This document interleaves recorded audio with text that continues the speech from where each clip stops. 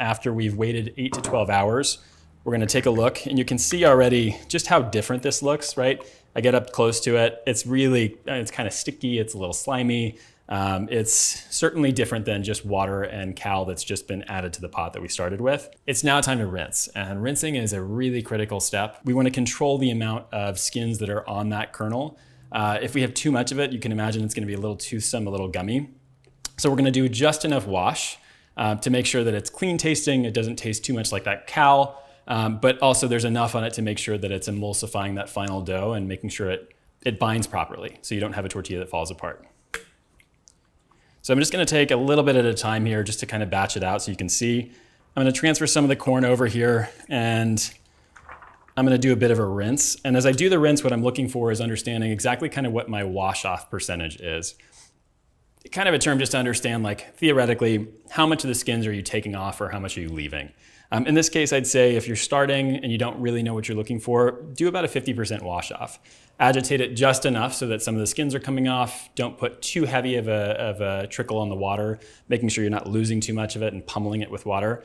You want kind of a mild rinse. So like I said, I'm gonna mildly agitate it once I'm doing it, just to make sure that some of those skins are coming off. Like, I can already see it's sort of a pulpy consistency coming off of my fingers. That's what I'm washing off, and I don't want to wash off too much of it. Okay.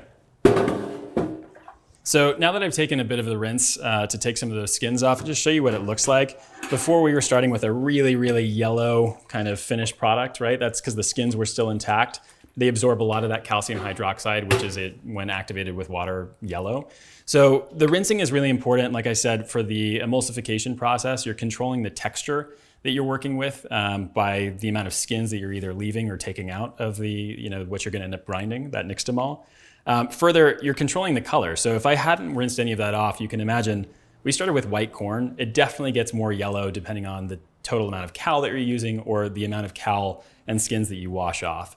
So this is not just a texture control, but this is definitely a color and kind of sight control to make sure it looks the way you want to. If you want a really bone white tortilla, you probably want to rinse off almost all those skins because they definitely tend to absorb all of that color, and that is reflected in the final masa. One more thing you want to note, especially if you're using a molinito or any kind of volcanic stone, is that the more that you take off, the more of the skins that you take off, the easier the machine is going to be to work. You can imagine kind of with that very gelatinous kind of sticky material, it definitely tends to clog up the augers and the stones a little bit more, and it takes a little bit longer to go through. Again, whatever tortilla you're working toward, there are definitely a couple things to be considering as you're rinsing your corn. Texture, color, and ultimately how efficient your molino is going to be working once you have it working through the auger.